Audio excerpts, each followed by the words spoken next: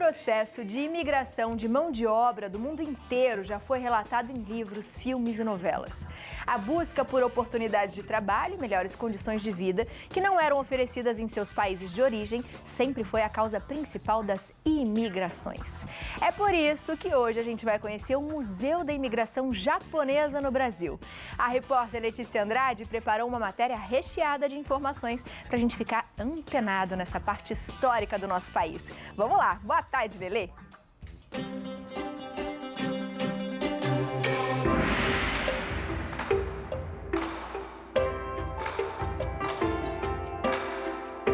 Segundo a Embaixada do Japão aqui no Brasil, cerca de 2 milhões de japoneses e descendentes moram no país.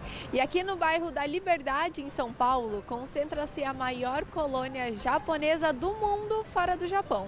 Hoje a gente está aqui para visitar o Museu da Imigração Japonesa. Bora conhecer e descobrir toda essa cultura comigo? Partiu!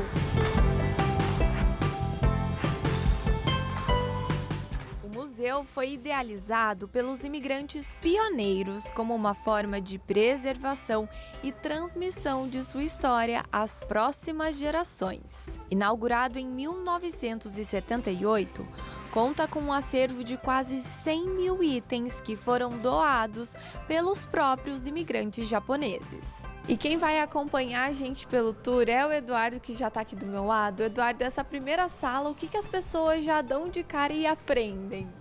Aqui nós mostramos o que o Japão era na época, né? Como podem ver, tem uma armadura japonesa do clã Maedima, de 1800 aproximadamente. Então mostra toda a parte do Japão, para os curiosos saberem o que o Japão tinha a oferecer antes da imigração.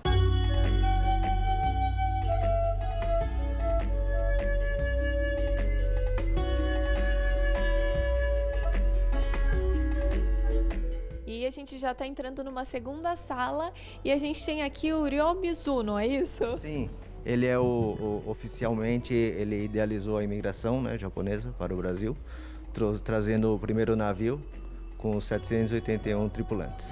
E a gente vai caminhando por aqui, ó, o Eduardo vai acompanhar a gente, porque ele fez um diário de bordo, né, Eduardo, contando um pouquinho de como é que foi tudo. Inclusive tem uma maquete do primeiro navio que chegou aqui ao Brasil. Sim, como vocês podem ver, o diário de bordo está aqui, né, todo escrito em japonês.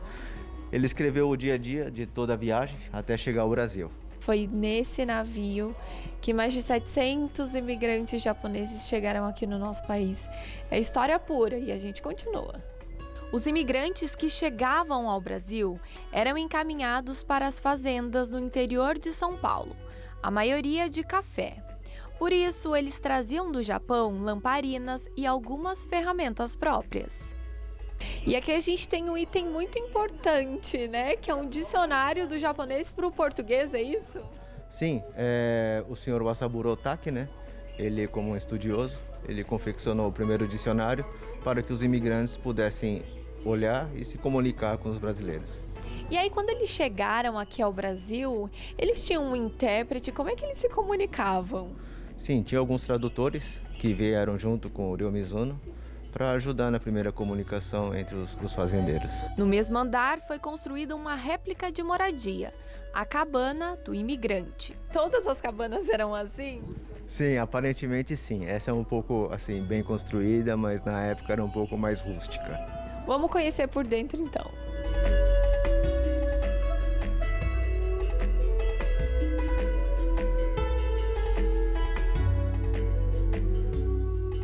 Na casa de praticamente todos os imigrantes sempre tinham essas duas imagens, que é a foto do imperador e da esposa dele, é isso? Sim, tem. Toda a casa de imigrante tinha a imagem do imperador e da imperatriz.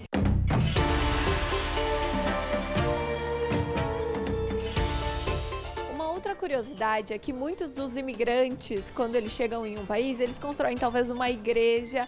E os japoneses construíram o quê, Eduardo? Uma escola. Por quê? É para ensinar os filhos, né, o idioma japonês, porque a intenção deles era trabalhar aqui, juntar dinheiro e retornar ao Japão. E a gente consegue ver aqui atrás vários objetos que eles usavam naquela época, né? Sim, tem materiais didáticos, né, para a escola, cartilhas.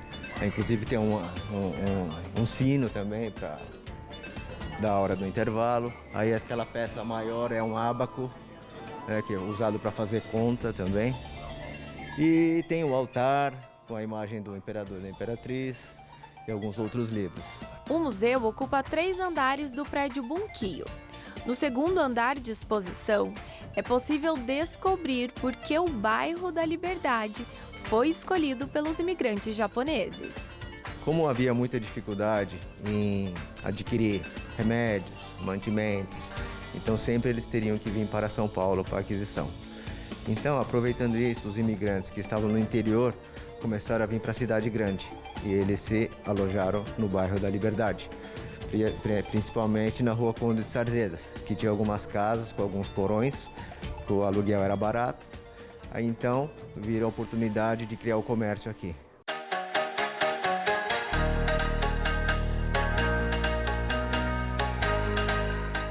A Dona Olivia está visitando o museu pela segunda vez.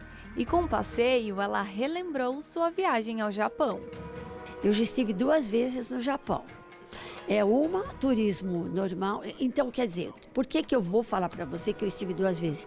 Porque na minha cabeça está aparecendo aquilo que eu vi lá, certo? Em Tóquio, né? O que eu visitei, que eu passei. Aqui estou lembrando que eu vi, casando as duas ideias, né? De estar presente lá e estar vendo a fotografia aqui.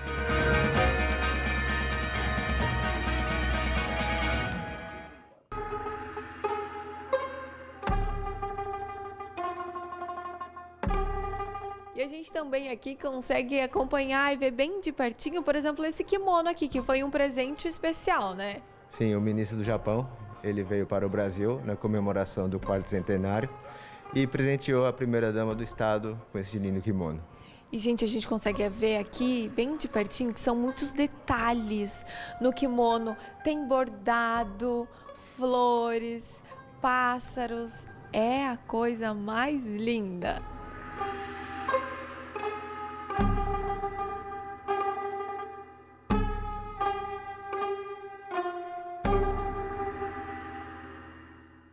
Dona Aiko, é a primeira vez que a senhora vem visitar o museu. Primeira vez.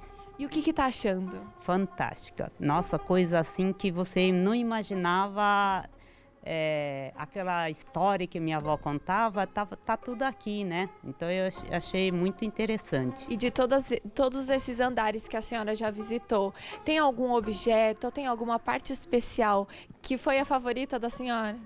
Ah, sim, deixa eu ver o que era. As plantações, né? Lembrança de plantações, porque eu também vivi um pouco antes de vir para São Paulo, eu estava na roça, né? Então tem uma pequena lembrança de plantar, colher, né? Essas maquinarias. Faz parte também da história da senhora? Também, é história minha também. Por falar em fazer parte da história, o Davi nasceu no Brasil, mas mora no Japão. Ele veio passar as férias em São Paulo e aproveitou para conhecer o museu. Achei bem interessante também. Tipo, eu não sabia de várias coisas assim, né, sobre o passado dos meus avós, dos meus tios. E uma coisa bem interessante é que eu encontrei o nome da minha avó, ela nasceu lá no Japão, mas aí teve a guerra e tudo assim, aí ela veio para cá, né? Aí lá embaixo tinha um lugar lá para você pesquisar o nome, eu coloquei o nome e apareceu o nome deles, todo o registro, assim. Foi interessante ver que eles passaram por tudo, né, por várias coisas, assim, então... E é legal também de saber que a sua família faz parte de tudo isso, dessa história, né? Aham, sim, exatamente.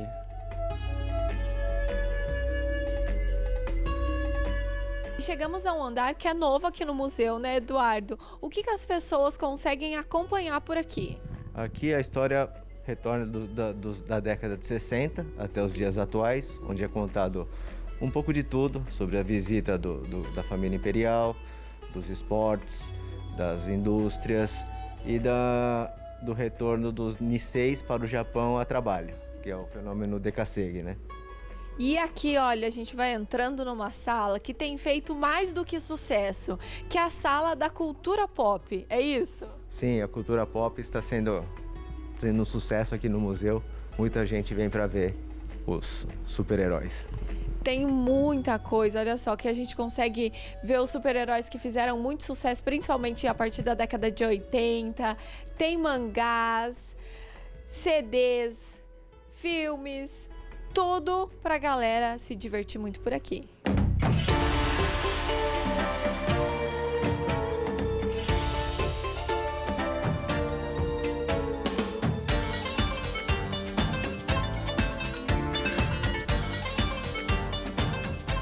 Pra gente finalizar o nosso passeio, vocês aí de casa sentirem um pouquinho do gostinho do que é o Museu da Imigração Japonesa, a gente tem uma obra enorme aqui atrás. Que obra é essa? O pintor que fez essa obra, o nome dele é Togo Seiji.